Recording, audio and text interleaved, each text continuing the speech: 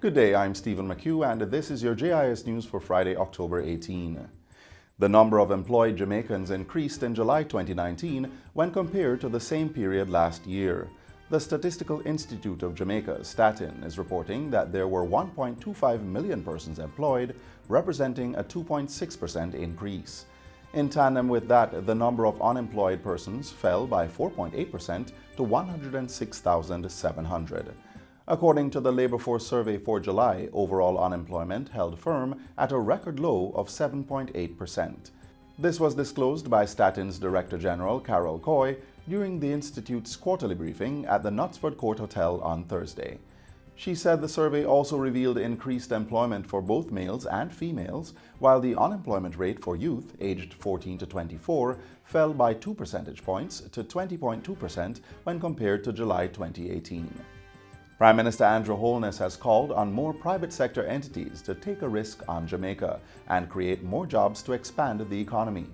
Mr. Holness is also committing his government to maintaining a stable and fiscally prudent environment for businesses to thrive. The fundamentals of the Jamaican economy is strong.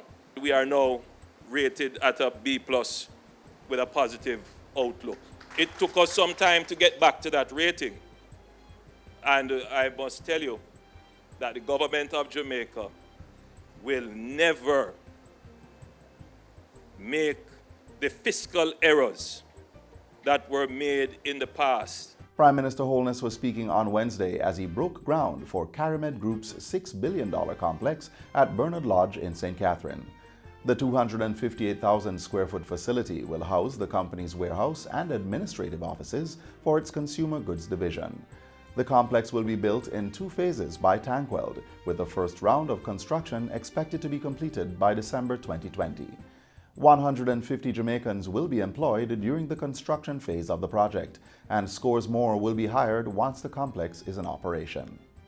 Prime Minister Andrew Holness is expecting a national consensus on crime and violence to be drawn from a series of meetings to be held with the opposition and civil society.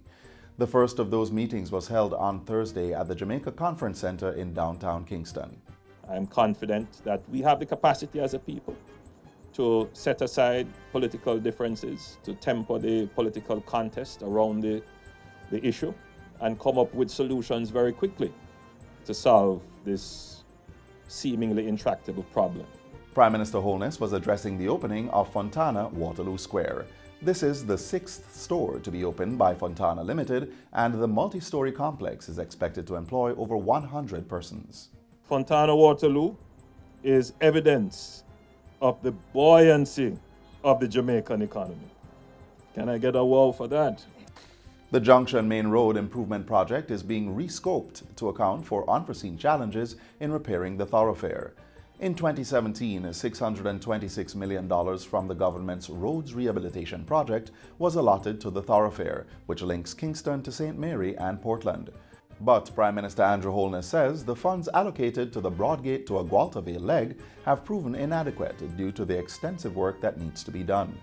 That includes widening the road and grading the hillside. The Prime Minister says money will be set aside to continue the work in phases. It is our intention to widen and straighten the Junction Road going right back down to Stony Hill.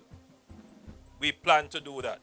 It can't be done overnight, but we are committed to in sections and phases and as our budget can carry to have it done.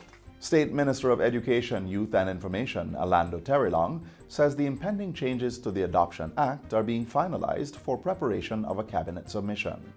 He says discussions on the changes have been held with the relevant stakeholders. I can report that the lawyers from CPFSA have met with the lawyers from the ministry. We also invited Jamaicans for Justice. We discussed changes to the legislation, and those changes are being finalized for the cabinet submission to be prepared and sent off.